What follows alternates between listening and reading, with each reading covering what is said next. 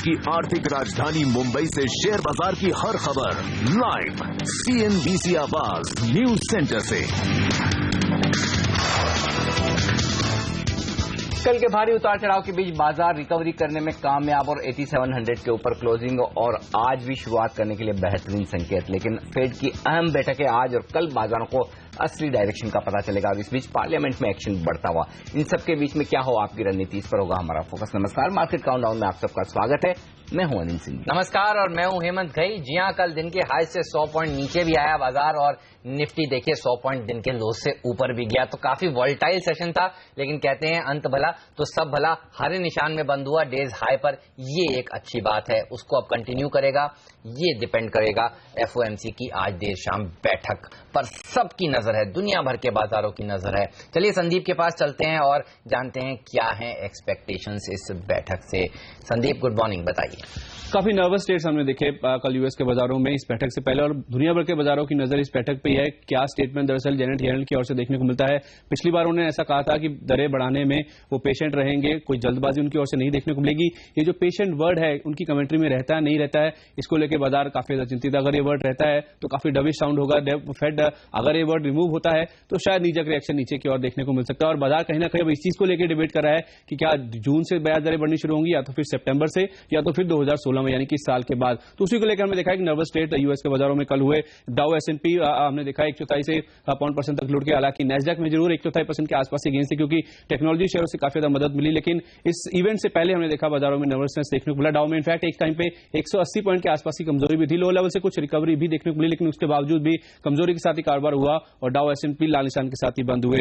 European markets में भी ऐसा ही आलम था। कैकडेक्स अगर आप देखें आधे से 1.5% के आसपास की कमजोरी थी और फुटसी में आधे % के आसपास की गेन से, क्योंकि ऑयल एंड गैस और माइनिंग शेयरों में काफी अच्छी गेंस थी, जिसकी वजह से फुटसी में मदद देखने को मिली। लेकिन जर्मनी के जो इंडिकेशंस आ रहे हैं, जो वहां पे डेटा निकल के सामने, खासतौर पे उनका जो इकोनॉमिक इंडिकेशंस का इंडिकेटर है, वहां पे अनुमान के मुकाबले काफी कमजोर वो आंकड़ा निकल के सामने, जिसकी वजह से प्रेशर देखने को मिला। ओवरऑल वीक क्लोजिंग कहनी चाहिए यूरोपियन मार्केट्स की। और एशियन मार्केट्स भी उसी तरह पे हम देख रहे हैं कि इस इवेंट से पहले क्या फैसला वहां निकल के सामने आता है, कैसा स्टेटमेंट होगा। काफी मिक्स स्टेट्स, काफी नर्वस स्टेट्स एशियन मार्केट्स में भी देखने को मिल रहा है। लेकिन इंटरेस्टिंग बात यह है कि एसजेक निफ्टी, जिसे हम ट्रैक करते हैं, वहां पे हम शुरुआत से देखते हैं काफी मजबूत कारोबार देखने को मिला। इनफैक्ट अब 35 पॉइंट के आसपास से गेंस वहां देखने को मिले। तो शायद कहीं ना कहीं जो पिछले 3 दिन से क्रूड की गिरावट हो रही है उसको भी कहीं ना कहीं फैक्टर इन किया जा रहा है। लेकिन ज्यादा फोकस ग्लोबल मार्केट्स का यूएस फेड के जो रेट हाइक के सिग्नल्स है उसके ऊपर ही है। और आइए आपको सुनाते हैं IMF चीफ क्रिस्टीन लगार्ड का क्या कहना था यूएस में रेट हाइक को लेकर। Where we see the Fed reverting to traditional monetary policy and the spillover effects that it can have, while at the same time the Bank of England is continuing its process, although at a stabilized pace, and the Bank of Japan and now the European Central Bank are either continuing or entering the sphere of unconventional monetary policy, and that asynchronicity is, as we said, going to have volatility effects. If it is not priced in by markets already, which I would doubt, at least some of it is bound to have been priced in, because the President of the Fed has already given signals, and I think there is more uncertainty around when it's going to happen and by how much, rather than if it will happen, which to me would say that any normal investor worth his salt would have priced in some of it. बिल्कुल, क्या timing होती है उस rate hike की और किस pace से वो बढ़ते हैं, इसी पर दुनिया भर के बाजारों की नजर रहने वाली है। लेकिन SGX निफ्टी मजबूती के साथ ट्रेड कर रहा है। शायद डॉलर में कमजोरी और ब्रेंट क्रूड जो 6 साल के निचले स्तर पर है वहां से क्यूज ले रहा है। बिल्कुल, इसमें कोई डाउट नहीं है। लेकिन अमेरिकी बाजारों में एक संकेत साफ दिख रहा है हेमंत, वो ये कि एक दिन 3 डिजिट रिटर्न्स पॉजिटिव, दूसरे दिन नेगेटिव। इसका मतलब साफ है कि इस मीटिंग को लेकर बहुत डायरेक्शन क्लियर नहीं है। अमेरिका के इन्वेस्टर्स क्या सोच रहे हैं, तो फाइनली शायद डायरेक्शन कल के बाद पता चलता हुआ दिखे भारतीय बाजारों के लिए। आज देर रात अमेरिका में पता चले कि फेड क्या कहना चाहता है, क्या संकेत देना चाहता है। लेकिन कमोबेश ऐसा लग रहा है कि फेड बाजार को झटका नहीं देगा। हो सकता है अगर उन्हें रेट हाइक करना भी हो जून से भी, फिर भी उनकी कमेंट्री जो होगी वो शायद इस तरह की हो सकती है कि बाजार बहुत नर्वस न हो। ये एक बात साफ तौर पर संकेत के तौर पर निकलती हुई दिख रही है। लेकिन जिस दूसरे संकेत की बात की, इसमें कोई डाउट नहीं कि डॉलर की कमजोरी का फायदा इक्विटीज को मिल रहा है। अमेरिका की कमजोरी के बावजूद एशियाई बाजार थोड़े से स्टेबल हैं और उसका फायदा भारतीय बाजारों को भी आज सुबह जरूर मिलेगा कल के एक अच्छे रनअप के बाद। लेकिन क्रूड में एक इंटरेस्टिंग ट्रेड दिख रहा है। No doubt NYMEX crude 42-43 dollar के आसपास आ गया, लेकिन एक जो आप रुझान देखिए ब्रेंट और नाइमेक्स के बीच में जो गैप है वो 10-11 डॉलर के आसपास हो चुका है। जो गैप किसी जमाने में 20 डॉलर के आसपास चलता था, घटकर 4-5 डॉलर के आसपास रह गया, लेकिन अब धीरे धीरे ब्रेंट और नाइमेक्स क्रूड का गैप बढ़ता हुआ दिख रहा है। तो नाइमेक्स क्रूड में गिरावट तेज होती हुई दिख रही है, लेकिन उतनी तेज गिरावट आपको ब्रेंट क्रूड में नहीं दिख रही है। तो भारतीय बाजारों के लिए पॉजिटिव जरूर है, लेकिन पॉजिटिव उतना नहीं जितना कि नाइमेक्स क्रूड में नजर आ रहा है। लेकिन ओवरऑल जब करेंसी थोड़ी सी कमजोर हो रही हो तो क्रूड के जो गिरते हुए दाम है वो काफी सपोर्ट के तौर पर आते हुए सामने नजर आ रहे हैं। तो ग्लोबल मार्केट्स के जो संकेत हैं क्रूड के लिहाज से ले लें, डॉलर की कमजोरी के लिहाज से ले लें और फेड की मीटिंग के आउटकम को लेकर एक एक्सपेक्टेशन के लिहाज से देखें तो ये सारे पॉजिटिव हैं और शायद इन्हीं के दम पर हम कल की तेजी को आगे बढ़ाने की कोशिश करेंगे। बिल्कुल, 34 अंक ऊपर एसजीएक्स निफ्टी इस समय ट्रेड कर रहा है। मार्केट काउंटडाउन में एक्सपर्ट्स का पूरा पैनल हमारे साथ जुड़ने वाला है। जी हां, टेक्निकल नजरिया बताने के लिए कुछ ही देर में हमारे साथ जुड़ेंगे मंगल केशव सिक्योरिटीज के राजेश सतपुते। फंडामेंटल नजरिया बताएंगे आनंद राठी फाइनेंशियल्स के देवांग मेहता और डेरिवेटिव नजरिया बताने के लिए हमारे साथ होंगे कार्वी स्टॉक ब्रोकिंग के जेके जैन। ब्लैक मनी पर नया कानून कितना कारगर साबित होगा, इस पर हम आगे बात करेंगे सीएनबीसी आवाज संपादक संजय पुगलिया से। और साथ ही गोवा में माइनिंग लीज पर रोक हटने से कंपनियों के लिए कितनी बड़ी राहत मिलेगी, इन सब पर बातचीत करेंगे कल्याणी स्टील के एमडी आर.के. गोयल से। और आगे बाजार में क्या रणनीति बनाएं, जानेंगे सेंट्रम वेल्थ मैनेजमेंट के ईडी और सीआईओ कुंज बंसल से। और एफआईएस के डेटा पर नजर डालें तो 265 करोड़ रुपए की खरीदारी करिए। चलिए, आज बिकवाली का फिगर सामने नहीं निकल कर आया डीआईआईज ने, लेकिन आज भी देखिए जो नंबर है 245 करोड़ रुपीस का सेलिंग का है। तो जितना एफआईएस खरीदते हैं उतना ही लगभग डीआईआईज बेच देते हैं। ये अलग बात है कि नंबर्स दोनों ही छोटे हैं, लेकिन 300 पॉइंट की तेजी हो तो आपको बड़े नंबर्स की उम्मीद होती है कि कुछ अच्छे नंबर्स आपको देखने को मिलेंगे। और बात यह कि ये अच्छे नंबर्स आपको कैश मार्केट में नहीं है, वायदा कारोबार में। और वायदा कारोबार के नंबर्स को इंटरेस्टिंगली पढ़ना होगा। पहला इंडेक्स फ्यूचर्स का नंबर आप पढ़िए, 487 करोड़ की बिकवाली है। इस बिकवाली में क्या है, इंडेक्स फ्यूचर्स में एक्चुअली लॉन्ग पोजीशन अनवाइंड की है एफआईज ने, यानी कि एफआईज की जो तेजी की पोजीशन बनी हुई थी इस उछाल में उन्होंने अपनी तेजी की पोजीशन कम की है, वो चाहे निफ्टी में हो या फिर बैंक निफ्टी में। अब आइए आप स्टॉक फ्यूचर्स में 800 करोड़ स्टॉक फ्यूचर्स खरीदे गए और ये बेहद दमदार खरीदारी का आंकड़ा है। तो अगर आप 300 पॉइंट की तेजी को या 100 पॉइंट की तेजी को निफ्टी पर आप एनालाइज करना चाहते हैं तो कैश मार्केट के आंकड़ों को मत देखिए, वो वायदा कारोबार के आंकड़ों को देखिए। ये 800 करोड़ की जो खरीदारी हुई है स्टॉक फ्यूचर्स में, इसमें दो चीजें हुई है। एक तो ये कि स्टॉक फ्यूचर्स में जो एफआईएस की शॉर्ट पोजीशन थी वो कवर होती हुई दिखी है और काफी हद तक लॉन्ग पोजीशन भी बनती हुई दिखी है। तो उस लिहाज से आंकड़े काफी अहम है। ऑप्शंस में भी खरीदारी होती हुई दिखी है 700 करोड़ की। तो कुछ हद तक अब थोड़े से ऊपर के साइड के कॉल ऑप्शंस खरीदे जा रहे हैं और पुट ऑप्शंस में भी जो बिकवाली हुई थी, यानी कि जो कुछ भी तेजी की पोजीशन बनी थी उसमें थोड़ी बहुत प्रॉफिट बुकिंग हुई। तो आंकड़े साफ तौर पर ये बता रहे हैं काफी इंटरेस्टिंग ट्रेड दिख रहा है। और एफआईज इन डेटा के दम पर जो हम कल बात कर रहे थे वही रुझान आज भी है। बायस पॉजिटिव है, थोड़ा ऊपर की तरफ है, लेकिन इसका मतलब ये नहीं कि एफआईज ने एकदम क्लियर कट डायरेक्शन अपना तेजी का बना लिया है। वो अब भी अगर इंडेक्स फ्यूचर्स बेचते हैं तो सामने स्टॉक फ्यूचर्स खरीदते हैं और स्टॉक फ्यूचर्स में अगर बिकवाली होती है तो इंडेक्स फ्यूचर्स से उसे हेजिंग करने की कोशिश है या फिर ऑप्शन से हेजिंग करने की कोशिश है। इसका मतलब एफआईज ये मानकर चल रहे हैं बाजार नीचे 8500 के नीचे जाएगा नहीं, 9000 के ऊपर जाना मुश्किल है। तो फिर इस रेंज को आपको बार बार वॉलेटाइल ट्रेड में देखना हो तो फिर बेहतर होगा कि इस तरह की रणनीति बनाई जाए जहां स्टॉक फ्यूचर्स और इंडेक्स फ्यूचर्स में आप अलग अलग ट्रेड करें, और वो डेटा में साफ दिख रहा है। और बैंक निफ्टी का डेटा कैसा लग रहा है एफएनओ में, क्योंकि हम देख रहे हैं 2 लाख जो शेयर्स हैं वो दरअसल ओपन इंटरेस्ट उसका घटा है। दरअसल बाजार को ऊपर जाना है तो बैंक निफ्टी से ही मदद उसको लेनी होगी, इस तरह कुछ संकेत आ रहे हैं अभी। परसों के डेटा के दम पर हमने कल ये बात की थी कि एक ही डेटा जो वायदा कारोबार का सबसे पॉजिटिव दिख रहा है वो बैंक निफ्टी में ओपन इंटरेस्ट का बढ़ना और थोड़ी सी पॉजिटिव रुझान दिखाना, और उसके दम पर आपने कल देखा किस तरह से बैंक निफ्टी ने लीडरशिप लेने की कोशिश की। 1.25% बैंक निफ्टी ऊपर बंद हुआ है। अब यह अलग बात है कि जब बैंक निफ्टी ऊपर जाकर बंद हुआ है 2 लाख शेयर घटे, इसका मतलब साफ है कि जो लोग बैंक निफ्टी में फंसे हुए हैं ऊपर के लेवल पर वो एग्जिट करने की ज्यादा कोशिश कर रहे हैं। तो तेजी का मूड बन रहा है, थोड़ी सी अपसाइड बन रही है। लेकिन कॉन्फिडेंस जो चाहिए आपको कि बैंक निफ्टी से लीडरशिप आ जाए, वो कॉन्फिडेंस कल भी नहीं था। शायद एक आध ट्रेडिंग सेशन आपको और मजबूती का दिखाना पड़े या फिर कुछ और अहम लेवल आप पार करें तो फिर वो कॉन्फिडेंस आता हुआ दिखे। स्टॉक फ्यूचर्स में भी 93 लाख शेयर कम हुए। जाहिर सी बात है कि एफआईज ने यहाँ पर लॉन्ग पोजीशन बनाई, लेकिन ट्रेडर्स हल्के होते हुए दिखे। कल की उछाल में जो कुछ भी स्टॉक्स ऊपर की तरफ आते हुए दिखे, वहां पर लोग ट्रेडर्स ने अपनी पोजीशन थोड़ी सी कम की। पुट कॉल रेशियो अब भी स्टेबल है 0.91 के आसपास। लेकिन ऑप्शंस में एक दो डेटा जो है वो काफी इंपॉर्टेंट है, जो शायद बाजार के लिए आज का डायरेक्शन तय करने की कोशिश करे। पहले सपोर्ट के तौर पर कल के सेशन में 8700 के कॉल्स में या 8700 के पुट में 6 लाख शेयर नए जुड़ते हुए दिखे। तो आज आपके लिए सबसे पहले अहम सपोर्ट लेवल 8700 के आसपास बनता है। जब तक आप 8700 के नीचे न जाएं, तब तक ये जो पुट में राइटिंग हुई है 6 लाख शेयरों की जो बिकवाली हुई है, वो साफ तौर पर आपको एक सपोर्ट देती हुई नजर आएगी। ये एक पहला संकेत है। ऊपर की तरफ 8800, 8700 दोनों ही लेवल पर कॉल्स में जो पोजीशन बनी थी वो कम होती हुई दिखी। 10 लाख शेयर कम हुए हैं। इसका मतलब साफ है कि जो लोग कॉल्स बेचते हैं, जो लोग मंदी की पोजीशन बनाते हैं, कल वो बैकफुट पर गए और उन्होंने अपनी मंदी की पोजीशन को कवर किया।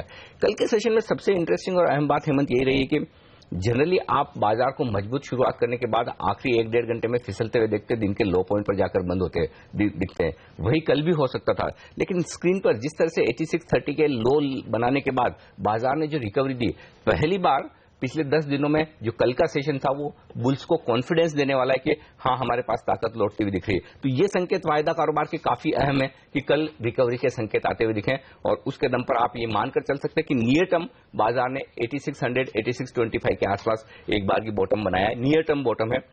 इसको तोड़ने के लिए आपको बड़े नेगेटिव ट्रिगर्स की जरूरत होगी, चाहे फिर वो लोकल हो या इंटरनेशनल, जो कि शायद कल तक आपको मिलते हुए नजर आए। लेकिन उससे पहले बाजार के लिए एक बेस्ट फॉर्मेशन की प्रोसेस कल से शुरू होती हुई दिखी है। चलिए, किस तरह से आपको बाजार को अप्रोच करना चाहिए और कौन से वो स्टॉक्स हैं जहां पर नजर होनी चाहिए, इस सब पर चर्चा करेंगे एक छोटे से ब्रेक के बाद।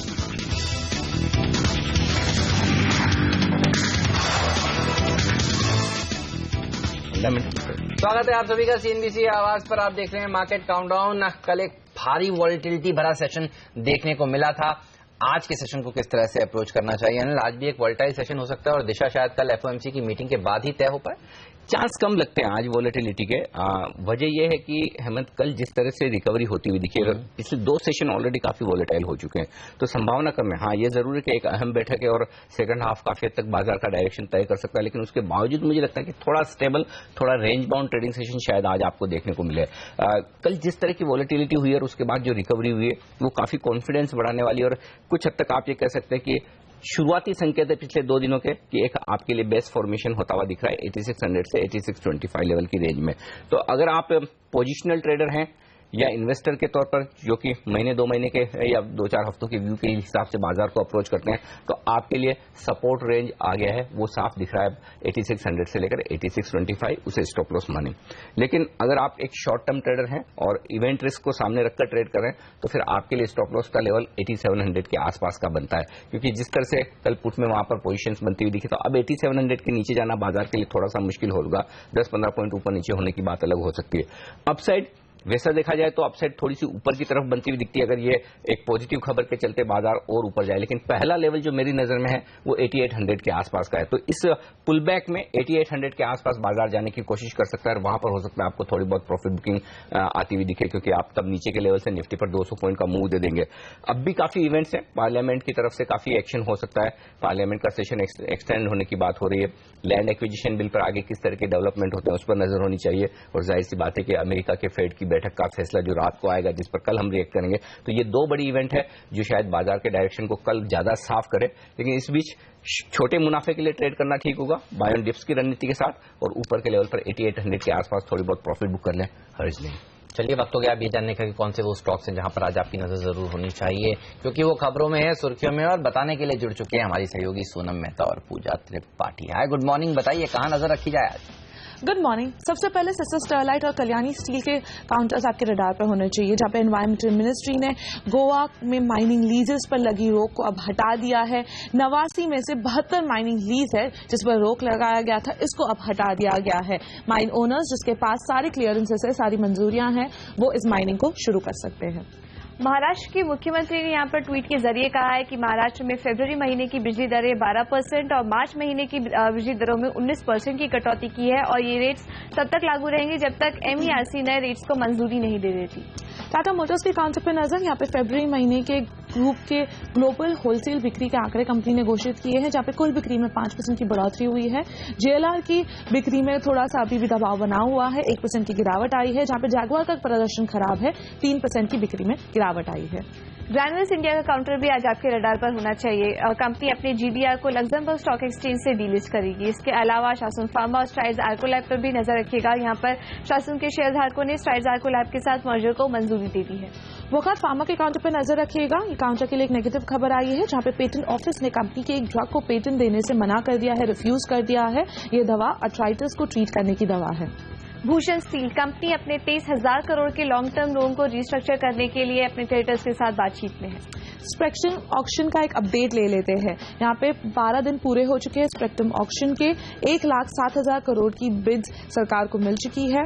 2100, 1800, 900 और 800 मेगाहर्ट्ज में ये स्पेक्ट्रम ऑक्शन जारी है। टोटल 74 राउंड्स पूरे हो चुके हैं और अभी भी जो अग्रेसिव बिडिंग है वो 1800, 900 और 800 मेगाहर्ट्ज के बैंड्स में देखने मिल रहा है। एयरलाइंस एंटरटेनमेंट के IPO पर भी एक अपडेट ले लेते हैं। इस IPO को जो कि पहले काफी ठंडा रिस्पांस मिला था, जिसकी वजह से कंपनी ने अपनी डेट भी एक्सटेंड कर दी थी और प्राइस बैंड को भी रिवाइज कर दिया था, जिसके बाद एक IPO को काफी अच्छा रिस्पांस मिला है। ओवर सब्सक्राइब हुआ है, 1.1 टाइम्स सब्सक्राइब हुआ है। उसमें करीब 2 करोड़ शेयर्स की बोलियां लगी हैं। अंबुजा सीमेंट्स, यहाँ पे कंपनी ने गारे पाल्मा फ्लो/8 ब्लॉक को जीत लिया है। कोल ब्लॉक डेवलप करने के लिए कंपनी लगभग 370 करोड़ का खर्च करेगी। कंपनी माइनिंग इस ब्लॉक में 2018 के साल से शुरू कर देगी। अब नजर डालते हैं कुछ फंड एक्शन पर। सोनाटा सॉफ्टवेयर, गोल्डमैन सैक्स ने कंपनी के करीब 27 लाख शेयर 175 रुपीज प्रति शेयर पर खरीदे। वहीं ऑरेंज मॉरिशस इन्वेस्टमेंट फंड ने कंपनी के करीब 27 लाख शेयर 175 रुपीज प्रति शेयर पर बेचे। हैथवे में फंड एक्शन हुआ है, जहां पे east bridge capital market master fund limited ने कंपनी के 70 लाख शेयर खरीद लिए हैं 50 रुपए प्रति शेयर पर। साउथ इंडियन बैंक या इंडियन कैपिटल फंड ने कंपनी के करीब 5 लाख शेयर 25 रुपए प्रति शेयर पर बेचे। वहीं Kotak Mahindra lavender investment fund ने कंपनी के करीब 5 लाख शेयर 25 रुपए प्रति शेयर पर खरीदे। और आखिर में ग्रीन लैम्प इंडस्ट्रीज के काउंटर पर नजर, जहां पे city group global market Mauritius ने कंपनी के 7 लाख शेयर लगभग बेच दिए हैं 470 रुपए प्रति शेयर पर।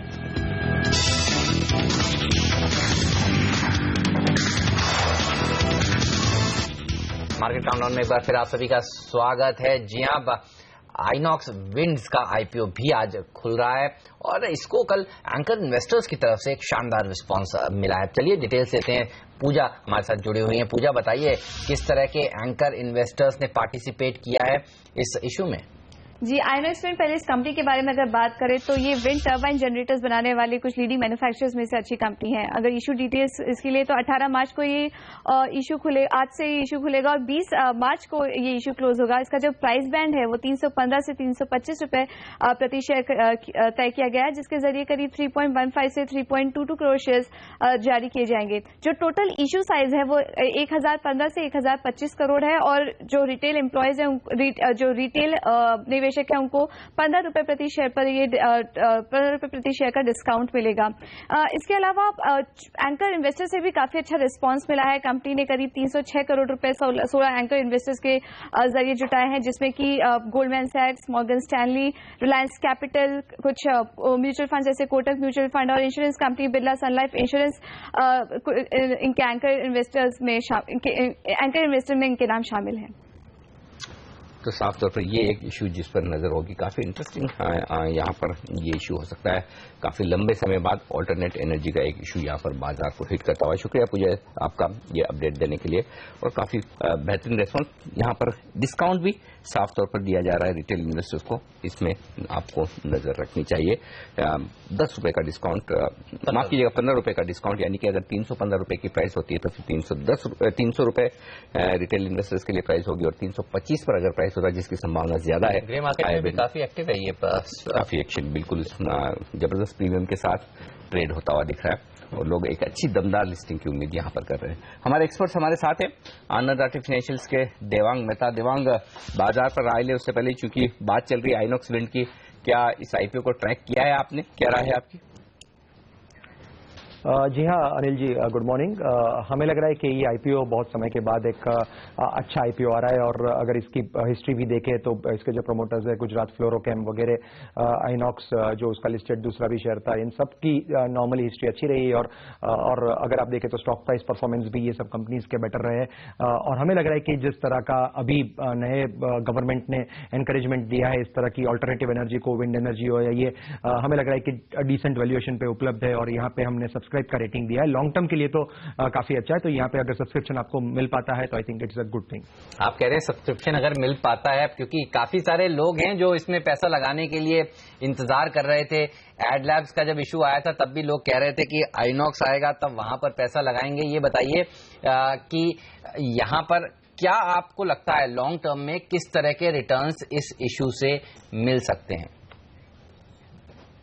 आई थिंक अगर कंजर्वेटिवली भी बात करूं इस समय पे, तो मुझे लग रहा है कि 15-20% CAGR तो आराम से ग्रोथ मिल सकता है यहाँ पे, जो काफी अच्छा है। अगर नया आईपीओ आता है आपके टेबल पे, थोड़ा सा अगर लिस्टिंग गेन्स भी अगर थोड़ा सा मिल पाता है, रिटेल निवेशकों को थोड़ा सा लिस्टिंग गेन्स में भी इंटरेस्ट होता है, तो अगर वो भी एक टेबल पे थोड़ा सा ऐसा लग रहा है कि कुशन है जहां पे थोड़ा बहुत मिल पाएगा, और अगर मार्केट सिचुएशन अच्छी रही और आईपीओ का अच्छा रिस्पॉन्स मिलता है, जैसे कल हमने देखा अगर इतने बड़े दिग्गज एंकर इन्वेस्टर्स आते हैं, तो हमें लग रहा है कि ये आईपीओ अच्छे से सेल थ्रू होगा, और अगर ओवर सब्सक्रिप्शन होता है तो यहाँ पे अच्छे रिटर्न्स मिल सकते हैं। इसमें सिंपल तरीका है, जिन लोगों को अलॉटमेंट की इच्छा है और ज्यादा बड़ा अलॉटमेंट न मिले और अलॉटमेंट मिलने के चांस ज्यादा रहे, उन रिटेल इन्वेस्टर्स के लिए एक रणनीति ये हो सकती है कि आप 45 शेयरों की एप्लीकेशन करें, 13,950 रुपए आपको देने होंगे, और पूरी संभावनाएं बनती, चूंकि जो मार्केट लॉट पर जो अलॉटमेंट होते हैं उसमें प्रेफरेंस दी जाती है सेबी के नए नियमों के मुताबिक, तो रिटेल इन्वेस्टर्स को 13,950 रुपए के इन्वेस्टमेंट पर अलॉटमेंट मिलने की संभावना है पूरी, और जो अंदाजा लगाया जा रहा है कि शायद 7500 रुपए ऊपर लिस्टिंग इस आईपीओ की होती हुई दिखे, तो फिर लिस्टिंग पर एक मुनाफा बनाने का मौका बन सकता है। तो अगर आप 2 लाख रुपए की रिटेल कैटेगरी की पूरी एप्लीकेशन न लगाना चाहें और सिर्फ 13,950 रुपए से संतुष्ट हैं, तो एक अलॉटमेंट मिलने के चांसेस ज्यादा बेहतर होते हुए दिख रहे हैं। ये राय आती हुई यहाँ पर आइनॉक्स विंड के आईपीओ पर। हमारे एक्सपर्ट हमारे साथ हैं अब तकनीकी राय देने के लिए राजेश सातपुते भी, मंगल केशव सिक्योरिटीज के। राजेश, आपका भी स्वागत है। क्या ये अज्यूम करना सेफ है कि 8600 8625 के आसपास बॉटम ना भी गए तो एक स्ट्रॉन्ग सपोर्ट जोन बन गया है और उसे तोड़ना आसान नहीं होगा? अनिल जी, मुझे लगता है कि मार्केट ने जो टॉप बनाया, एक तो हम एज यूजुअल हम लोग जो डिस्कस करते हैं कि बाजार एक चैनल में है, चैनल का जो अपर साइड रेजिस्टेंस था वो करीबन 9100 के 9100 के आसपास था। तो मुझे लगता है कि वो हिट हुआ है और वहां से बाजार करेक्शन फेज में आ गया है। आप जो बोल रहे हैं कि 8650 का जो लेवल है 8620 and 8650, this is a support zone, और यहाँ से एक टेक्निकल पुल बैक हम देख रहे हैं। कल भी हमने देखा लास्ट 1 घंटे में 100 पॉइंट्स में निफ्टी में पुल बैक है, मे भी आज एक्सटेंड हो सकता है, लेकिन ऑन अ ब्रॉड बेस मुझे लगता है कि बाजार मंदी के गिरफ्त में ज्यादा है। और इसमें यही लगता है कि 8800 का इमीडिएट हर्डल रहेगा। इनफैक्ट 8740 का फर्स्ट पड़ाव था और 8800 का सेकंड पड़ाव था।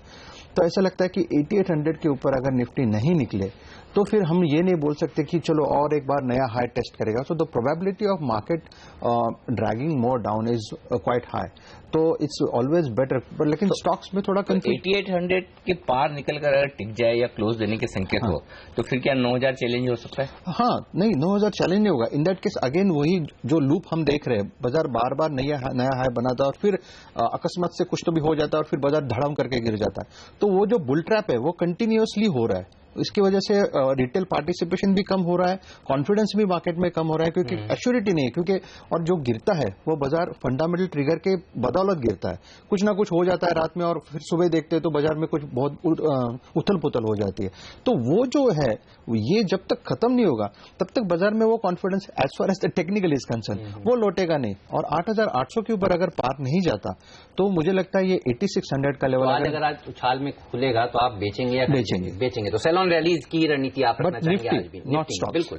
और दरअसल यही वो दिक्कत है जो इस समय कन्विक्शन जो नहीं देखने को मिल रहा है ट्रेडर्स में, कारोबारियों में, जिसके चलते बाजार ऊपर नहीं जा रहा है। कल के बाजार में भी देखिए डिलीवरी बेस्ड बाइंग काफी कम थी, बाजार गया जरूर ऊपर, क्लोज जरूर ऊपर हुआ है, लेकिन कन्विक्शन अभी भी नहीं है। वक्त है ब्रेक का। ब्रेक के बाद ब्लैक मनी पर नए कानून को मिली कैबिनेट से हरी झंडी पर चर्चा करेंगे। नया कानून है, कितना कारगर, करेंगे बात टैक्स एक्सपर्ट से इस ब्रेक के उस पार।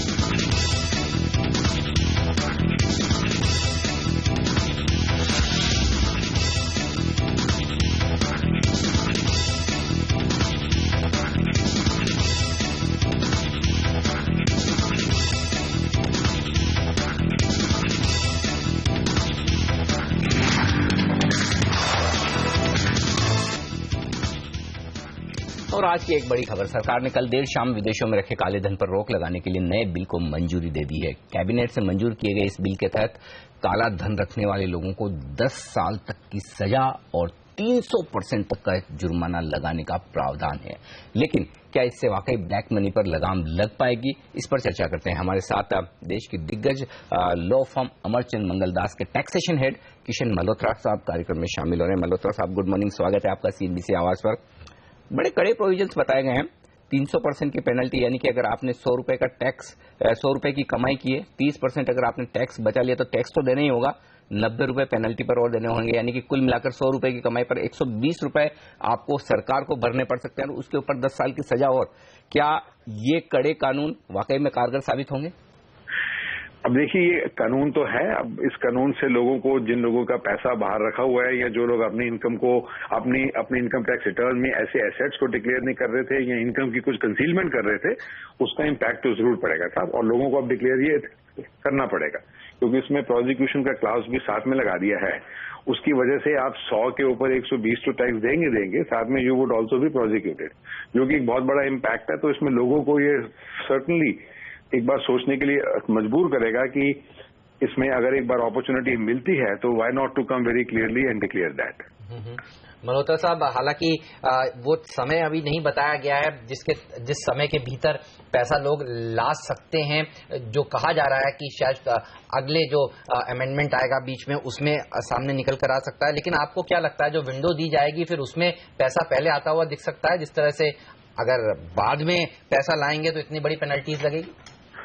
नहीं, देखिएगा, ऐसा है कि अभी इसके ऊपर इन्होंने कहा है कि एक स्कीम आएगी, जो अभी तक जो समझ आ रहा है, जो न्यूज है, उसमें एक ये स्कीम निकालेंगे जिसको एक कंप्लायंस स्कीम का नाम देंगे। इसको अमेंसी स्कीम नहीं कह सकते हैं। उसके अंदर अभी एक विंडो दी जाएगी और वो रूल्स के थ्रू आएगी। अभी एक चीज बता दें, अभी तो ये कैबिनेट ने क्लियर किया है। कैबिनेट ने क्लियर करने के बाद ये इन्फॉर्मेशन जो है, this information it will go to the president for its approval. एक बार जब प्रेसिडेंट उसको अप्रूव कर लेंगे, अप्रूव करने के बाद ये फिर पार्लियामेंट में प्रेजेंट की जाएगी और एक बार पार्लियामेंट में अप्रूव होने के बाद ही इसके ऊपर रूल्स आएंगे और रूल्स में सारे इसके टर्म्स आएंगे कि कितनी लंबी विंडो देते हैं, कितना पीरियड ये देते हैं इसको डिक्लेयर करने का। अब उससे पहले भी अगर कुछ लोग करना चाहें तो बिल्कुल कर सकते हैं। एक बार डिक्लेयर करना चाहें तो आप बिल्कुल ठीक कह रहे हैं, लेकिन क्योंकि अभी बिल पास नहीं हुआ है, तो जो लोग चाहेंगे वो चाहेंगे कि इसको इमीडिएटली डिक्लेयर, और भी किसी तरीके से अगर हो सकता है तो डिक्लेयर किया जाए। लेकिन इसका कितना पीरियड होगा, क्या इसकी टर्म्स होंगी, that would only be clarified through the rules, जो रूल्स आएंगे in a due course of time after it gets a clearance from the parliament. इस बिल के तहत किस तरह से विदेशों में रखे हुए काले धन को यहां पर लाने में मदद मिलेगी मल्होत्रा साहब? क्योंकि बात ये कही जा रही है कि लगभग 50 से ज्यादा देशों के साथ इस तरह की ट्रीटी साइन की जाएगी या फिर बायलैटरल एग्रीमेंट साइन किए जाएंगे। इसमें जो अभी तक जो न्यूज आई है साहब, वो ये आई है कि 2 ग्लोबल पैक्ट साइन होंगे और वो 2 ग्लोबल पैक्ट का पर्पस, क्योंकि India is a part of G20 और G20 में ही India was also one of the countries who was very strongly recommending that. So global pact sign होंगे जिसमें they will be able to track global assets and income और which will help to get automatic information. तो एक बार जब automatic information flow आनी शुरू हो जाएगी, तो जिसने पैसा बाहर होर्डिंग किए कर रखी है, assets होल्ड कर रखे हैं, वो information जब फ्लो ऑटोमेटिकली करेगी तो रेवेन्यू अथॉरिटीज को और गवर्नमेंट को उसको ट्रैक करने में आसानी रहेगी और लोगों के लिए भी बाहर रखना है उस केस में it would not be very easy. Malhotra साहब, और ये भी कहा जा रहा है कि जिनके पास काला धन विदेश में है उनको तो तकलीफ होगी ही, लेकिन जिन्होंने यहां से वहां ले जाने का काम किया है उन इंटरमीडिएट्स के लिए भी काफी मुश्किल हो सकती है। तो ये एक अच्छा कदम माना जाएगा फिर, और ये एक डेटरेंट भी साबित होगा। अब देखिए, अब अगर जिन लोगों ने फैसिलिटेट किया है, चाहे उसमें बैंक्स इन्वॉल्व हों, चाहे उसमें और भी लोग इन्वॉल्व हों, अगर उसको अब एक ऑफेंस माना जा रहा है तो ऑफेंस के अंदर जो भी साथ में सपोर्टिंग एजेंसीज होती हैं जिन्होंने सपोर्ट किया या प्रॉपर इन्फॉर्मेशन नहीं दी या बाय लॉज को ट्वीक करके इस तरह से सपोर्ट दिया है, तो अगर उसको भी वो लेकर आएंगे तो अब उसमें मुझे लगता नहीं कि इतनी सीनियर पेनल्टीज उनके होंगी, बट अगर ये ऑफेंस माना जाएगा तो जो भी सपोर्ट एजेंसीज हैं उसको भी गवर्नमेंट की भी ऐसी इंटेंशन है कि इसको पेनलाइज करना है। बिल्कुल। मल्होत्रा साहब, बहुत बहुत शुक्रिया आज सुबह वक्त निकालकर इस नए कानून पर अपनी पूरी राय विस्तार से हमारे साथ रखने के लिए। लेकिन इस पर हम और चर्चा करेंगे, जानेंगे कि नए ब्लैक मनी बिल पर किस तरह के इसके इम्पैक्ट पड़ते हुए दिखेंगे, और इस पर हम अब से कुछ देर बाद पहला सौदा में ही चर्चा करेंगे। CNBC आवाज के प्रधान संपादक संजय पुगलिया साहब हमारे साथ जुड़ेंगे 9:30 बजे।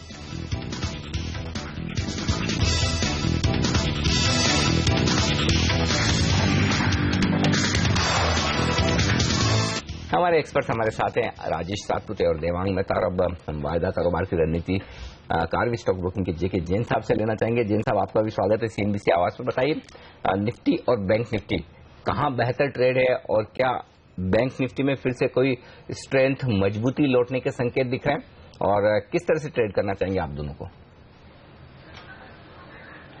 हाँ, अगर बैंक निफ्टी के देखोगे तो I think it is not strength नहीं है, बट थोड़ा बहुत शॉर्ट कवरिंग प्ले देखने को मिला था कल के ट्रेड में, तो ओवरऑल क्लियरली इंडिकेट कर रहा है कि डाउन साइड रूम जितना एक्सपेक्ट कर रहे थे मार्केट में नहीं है, बट ये भी कह सकते हैं कि ऊपर सिग्निफिकेंटली जंप होके यहाँ पे ट्रेंड रिवर्सल पैटर्न भी नहीं दिख रहा है। तो आई थिंक बैंक निफ्टी में उछाल और भी देखने को मिल सकता है। ऊपर के स्तर पर आई थिंक 19,400 से 19,500 का लेवल एक स्ट्रॉन्ग रेजिस्टेंस है, वो फेस कर सकता है। तो आई थिंक जो भी कल का मार्केट में मूव आया था वो मेजर पार्टिसिपेशन बैंकिंग सेक्टर से आया था, तो I think banking sector out perform कर सकता है in the very short term, but हमें नहीं लगता कि एक ट्रेंड रिवर्सल पैटर्न अभी देखने को मिला है। ये जो उछाल कल का ट्रेड का उछाल देखने को मिला है वो जारी रह सकता है अगले 2 या ट्रेडिंग सेशन में, बट ओवरऑल हमें लगता है कि एक मार्केट एक स्ट्रॉन्ग एक बड़े दायरे में रहेगा। निफ्टी का एक अगर दायरा देखोगे तो नीचे के स्तर पे 8600 है, ऊपर के स्तर पे 8800 8850 है, तो यहाँ से अपमूव का जो रूम है वो सिग्निफिकेंट नहीं है। यहाँ से और 50 से 80 पॉइंट का तेजी और देखने को मिल सकता है आने वाले आज या कल के ट्रेडिंग सेशन में। तो ओवरऑल मैं ये बहस बोलूंगा कि जो भी गिरावट आता है इंट्राडे में तो बाय करना चाहिए, but not for significant positional के लिए मैं अभी सलाह नहीं दूंगा बाइंग करने के लिए। गिरावट में ही खरीदारी करें, खुलते ही खरीदारी ना करें, ये राय निकल कर आ रही है। चार्ट्स पर 2 स्टॉक्स, कल्याणी स्टील्स और सेसा स्टरलाइट, इस पर राय लेना चाहूंगा राजेश जी आपसे। जिस तरह से एनवायरमेंट मिनिस्ट्री ने सस्पेंशन जो था वो हटाया है माइनिंग से, करीब 2 साल से ज्यादा का समय था, उसके बाद ये अब सस्पेंशन हट रहा है। गोवा में 89 माइन लीज में से 72 पर ये सस्पेंशन हट गया है। बड़ी रिलीफ की बात है इन कंपनियों के लिए। ये बताइए कितनी तेजी आज आप एक्सपेक्ट कर रहे हैं इन दोनों ही शेयरों में, और कौन से लेवल्स इंपॉर्टेंट है जहां पर नजर रखी जाए? हेमंत, हमें पता है कि जो मेटल सेक्टर एज सच एक कंसोलिडेशन फेज में जा रहा है। एक दायरा है, एक रेंज है, कोई भी काउंटर पकड़ो, आप सेसा पकड़ो, कल्याणी पकड़ो, टाटा स्टील पकड़ो, या JSW स्टील पकड़ो, या जिंदाल स्टील एंड पावर पकड़ो। कल्याणी स्टील की यहाँ पे पर्टिकुलर बात करो तो जो पैटर्न दिखता है that is a symmetrical triangle formation, जिसका बेस बना है करीबन 138 पे और जिसका रेजिस्टेंस है करीबन 158 160 पे। ये सिमेट्रिकल ट्रायंगल फॉर्मेशन है, और इस पे अगर ब्रेकआउट मिलता है तो 40 रुपए का टारगेट बनता है। तो I can say intraday basis पे न्यूज बेस मुझे लगता है एक गैप अप होगा। अगर 160 का लेवल तोड़ दे तो मुझे लगता है कि एक फ्रेश लॉन्ग यहाँ पे इनिशिएट करिए, नहीं तो फिर वही दायरे में रहेंगे। 160 के ऊपर ब्रेकआउट आता है तो 155 का 150 का स्टॉप लॉस रखिए, थोड़ा बड़ा रखिए, और 40 रुपए का टारगेट आएगा। सेसा स्टरलाइट में अगर 192 इसका कल का क्लोज है, डबल बॉटम फॉर्मेशन बनता है करीबन 185, जिसका टेक्निकल पुल बैक टारगेट बनता है 205 208 तक। तो मुझे लगता है अगर इंट्राडे, और ज्यादातर मेरा मेटल पे यही कहना है कि अगर जो भी करना है इंट्राडे करिए। न्यूज बेस है, न्यूज के चलते थोड़ा बहुत मोमेंटम आता है, जैसे कल हमने टाटा स्टील में देखा। तो वही चीज अगर सेसा और कल्याणी में देखो तो सेसा में भी इंट्राडे पुल बैक रहेगा, 190 का स्टॉप लॉस रखिए, 208 का टारगेट रहेगा। ओके, तो ये राय आती है इन 2 स्टॉक्स पर जहां पर आज एक्शन दिखेगा। इस पर भी हम विस्तार से चर्चा करेंगे। 9:30 बजे हमारे साथ जुड़ेंगे कल्याणी स्टील के MD, और उनसे हम बात करेंगे कि कितना असर इन माइनिंग बैन के हटने का कल्याणी स्टील पर पड़ेगा, गोवा की दूसरी कंपनियों पर पड़ेगा जिसमें सेसा स्टरलाइट है, JSW स्टील है। RK गोयल साहब हमारे साथ जुड़ेंगे आज पहला सौदा में। लेकिन एक ब्रेक, और ब्रेक के बाद कुछ और स्टॉक्स पर होगा हमारा फोकस। बने रहिए हमारे साथ।